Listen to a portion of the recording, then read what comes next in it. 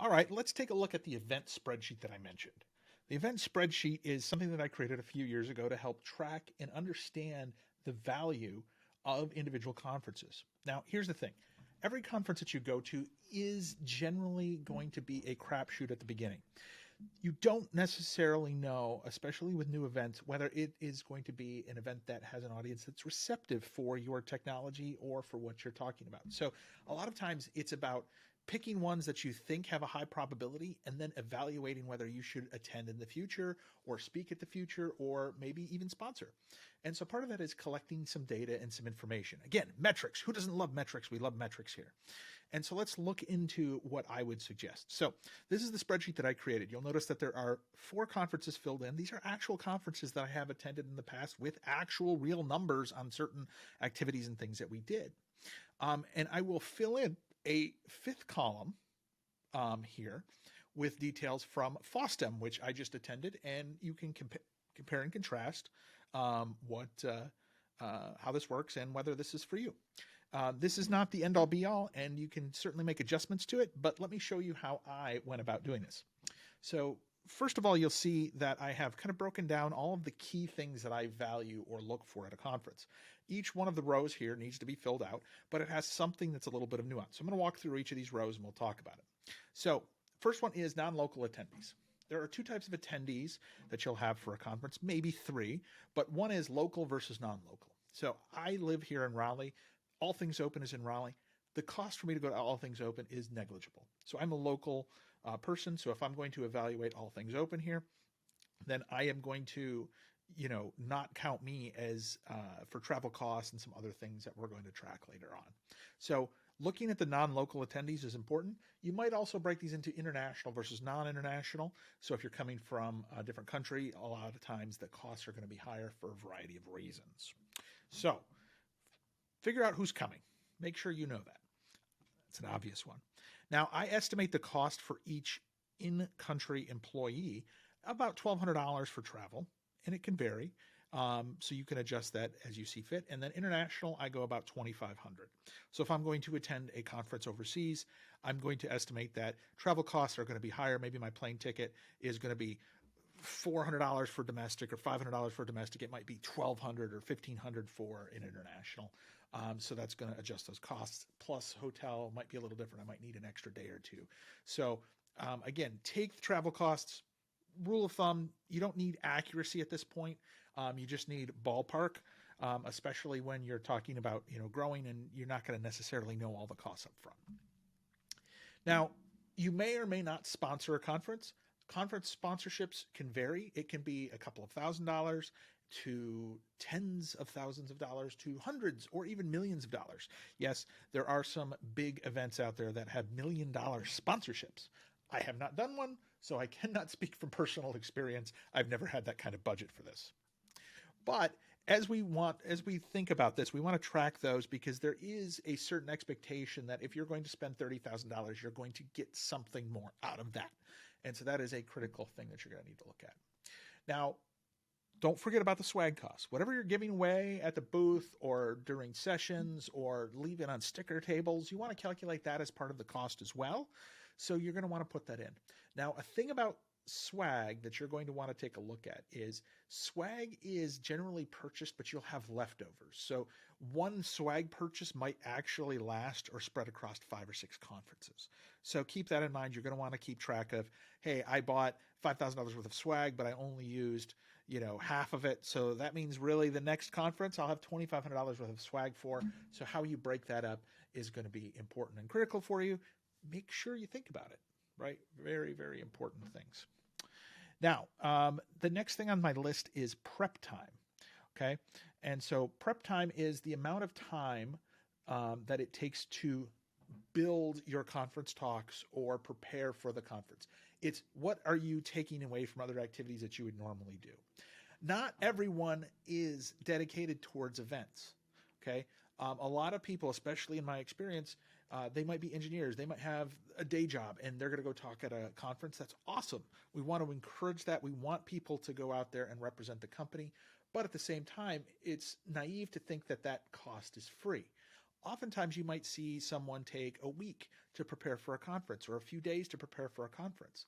And that's a cost that you want to bake into the overall cost of that conference because it's important to look at the holistic picture there. Same thing with travel costs. Okay. If I'm going to go to Raleigh, it takes me 20 minutes down to get to the convention center. If I'm going to go to the Bay Area, it's going to cost me a day going and a day coming back. And so those are days that I might be able to work on the plane, maybe not, who knows, depends on the Wi-Fi. And so you'll want to account for those as well. Again, holistic picture. And the goal here is to understand whether this conference was worthwhile and it hit the outcomes that you were looking for. Now, the next one is the potential sales leads. Now, this is a big one. Not every conference needs to have sales leads. And when I'm talking sales leads here, what I'm looking for is actionable sales leads, not scans. Scans are different, okay? Scans are going to be a lot of people, and most of them aren't going to necessarily be qualified. So think of when we're talking about potential sales leads here as closer to an SQL, if you are familiar with the sales and marketing lingo, than an actual just contact or lead, or even a marketing qualified lead.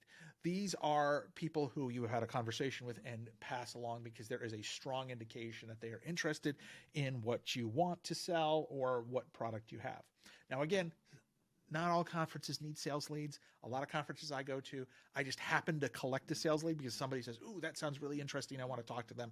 That's cool. You don't need a scanner to get sales leads. Okay.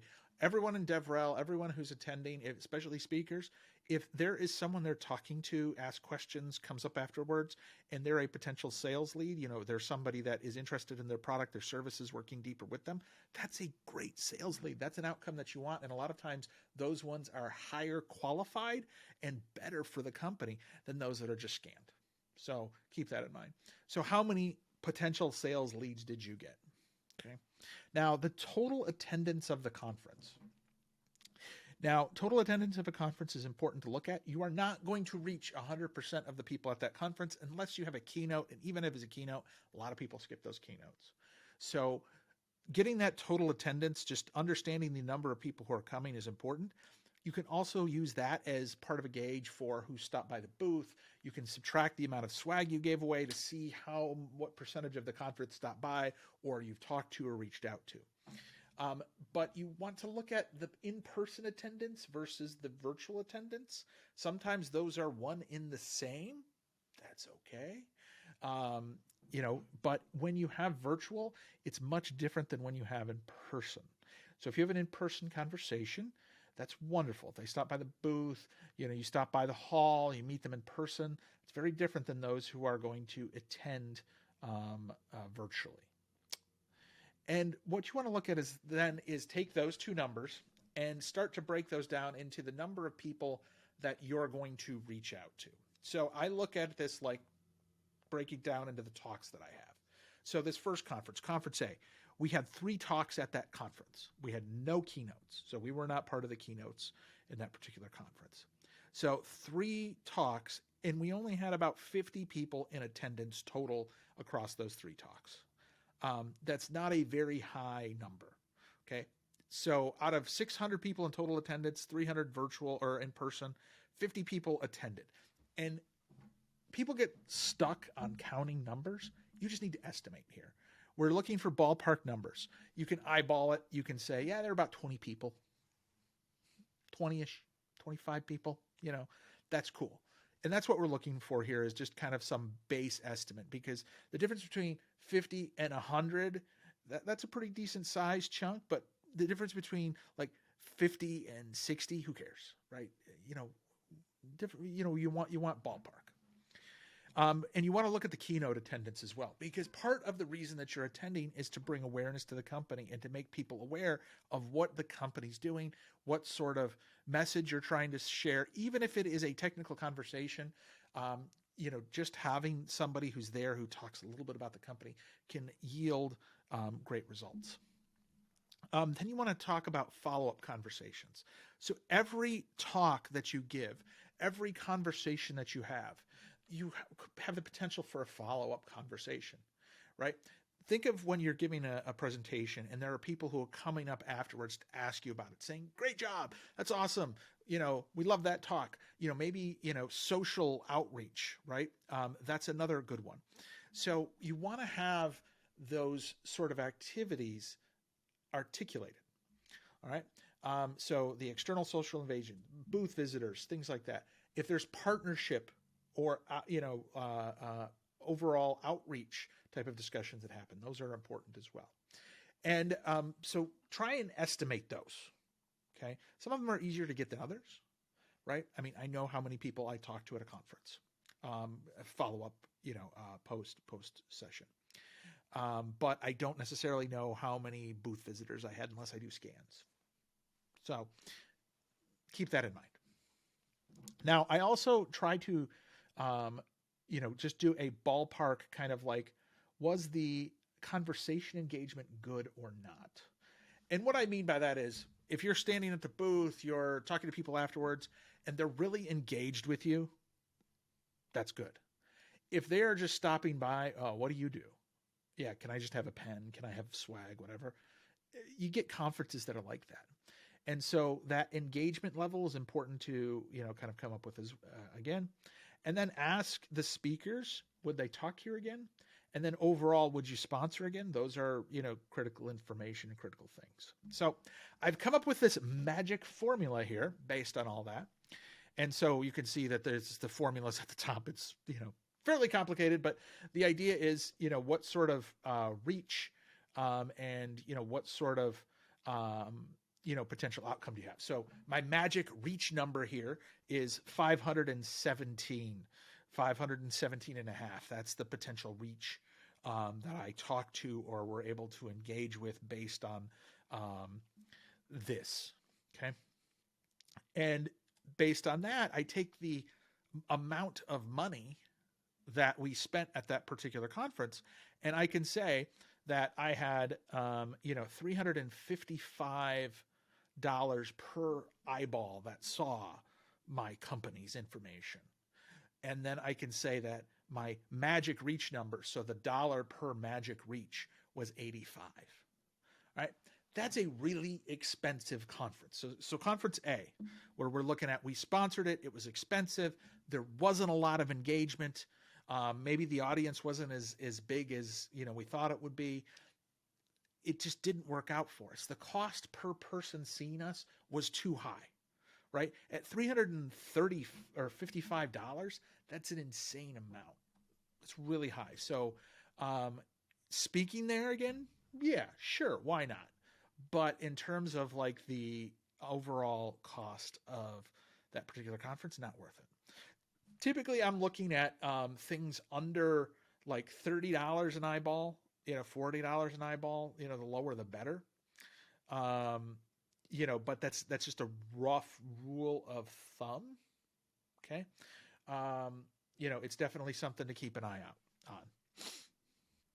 All right. Now, virtual conference B was 100% virtual, so there was no travel cost. This one had a very low, eyeball number or a reach number, but it had no conversation, right? There was no talking to people afterwards. It was all virtual. There was very limited interactions. So for that, I'm not going to sponsor, but would I speak at? Maybe. If it's not like a huge cost for me, it's reasonable. So, I'm not spending a ton of time. It only took me a couple hours to do the content because I recycled it. So, okay, wasn't so bad. So, happy to do those smaller ones here and there. But even that, if you've got to choose, this one would be one that I would probably not do again, just because there wasn't a high level of engagement and not reaching a lot of new people. Now, Conference C is interesting. Okay, so Conference C, everybody who attended was local, which is great. We sponsored for $10,000. It cost us $4,000 in swag, but we had 50% left over. So $2,000 of swag, was kind of like left over for the next conference session. Total attendance was good. We had 3 potential sales leads. We didn't do any booth scans here.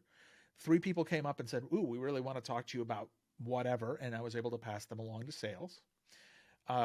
We had about 1,250 people in attendance total, and we had about 500 were in person, 600 maybe for this one. And we had 3 company talks, and we had someone who was in the keynote.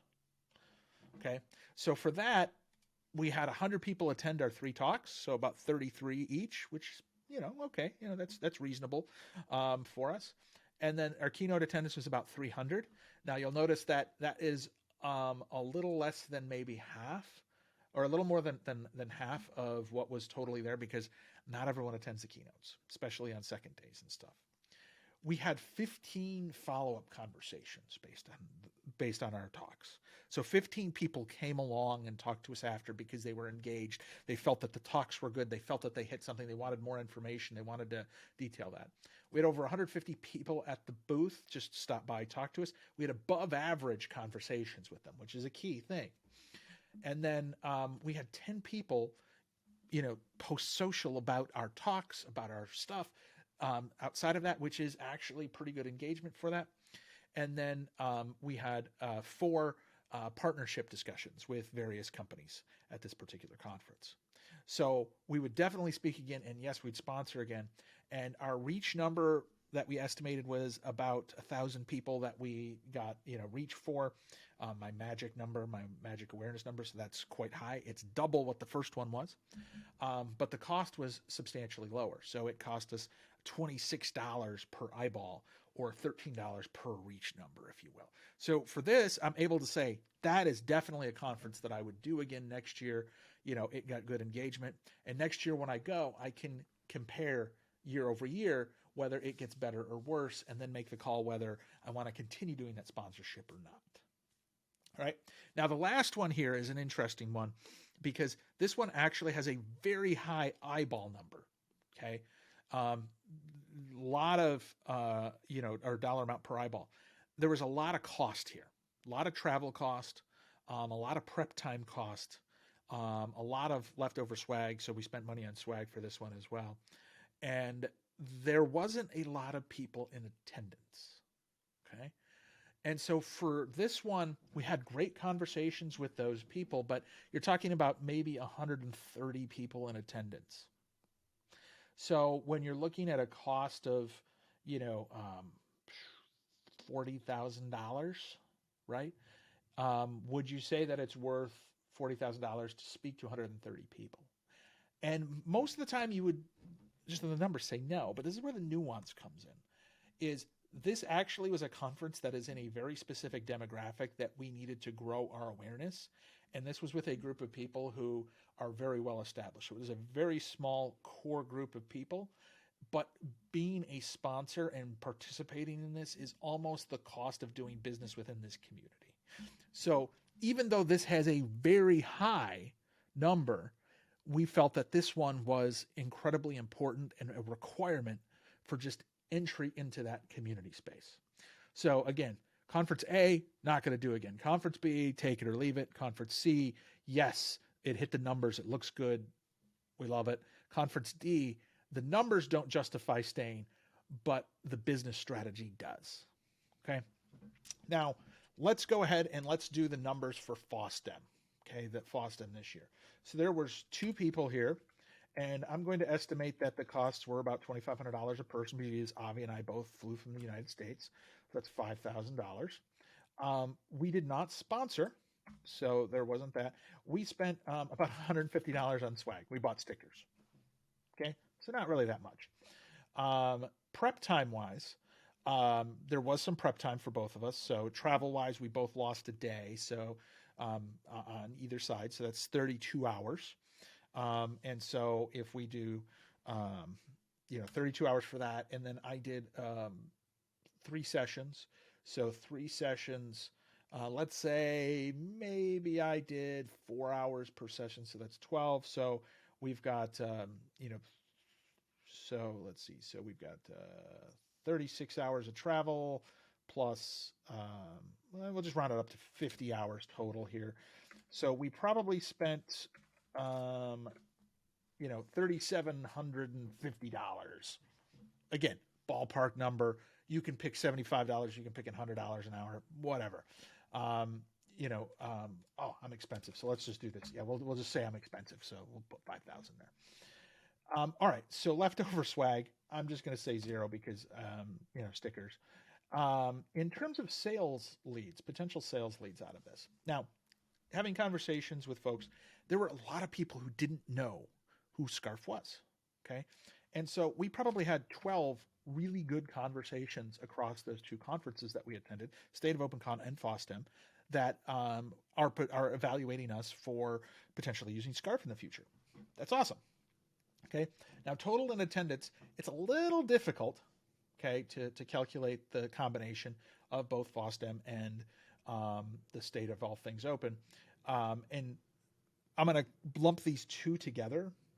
I probably should have said that up front, just because our costs and other things are lumped together between the two. But I'm second guessing that now. You know what? We're going to make this just FOSDEM. Okay. That's probably a better idea. All right. So at FOSDEM, I heard a lot of varying numbers. Okay. I don't know the exact number, but there was quite a few people. I mean, I heard upwards of like 8,000. I'm going to be conservative and say 5,000. Okay. In total attendance. And I'm going to say that that's 5,000 are there. We'll do like 6,000. So those are very conservative estimates for the audience there. I don't know the exact numbers, but there were a lot of people. Okay. And if you have actual numbers, I'm happy to go back and plug those in. Now, my in-person attendance at FOSDEM, I gave 2 talks. The first talk, there was about 50 people in it. It was the community track, maybe like 30 to 50 people. So we're just going to say 50. The second talk had maybe about 300 in it, give or take. So we'll just say 350 people. And I did not have a keynote, although I was in the main track. So that is awesome. Big room there. And let's see, did I do that right? No, in-person attendance. Wait a minute here. Did I get this right? Hold on. Let's see. So, company talks. Oh, company talks, we had 3. And then this was 350. Sorry, that's where it was. And don't know about keynote attendance. That doesn't matter to me because we weren't in the keynote. And follow-up conversations. I honestly had so many I lost count. So I was over 20 follow-up conversations just from my open source business talk. So we're going to throw 20 out there. We didn't do a booth, so don't have any booth there. External social engagement, super high. So there were a really high number of people on social who were pinging me on social and things. So we're going to say about 15. Again, I can go back and count them. But there is that. So let's see. I just need to make sure that I didn't do that. Okay. Partnership discussions. We had, let's say, 2 good partnership discussions there. And then follow-up for co-marketing, blogs, things like that. I actually set up several podcasts and things, so we did like 5 there. The conversation engagement with those who were there was just outstanding, right? It was just spectacularly awesome. And I would definitely speak again, and I would definitely, well, I don't know if I'd sponsor. Sponsorship is not necessarily what we're looking for here, but I'm going to say yes to that. All right. So how many people total did we speak to? Oh, that is not a formula. The formula is over here. So just scroll that over. All right, there we go. Ooh, I had that formula wrong there. That's cool. So we spoke to 350 people.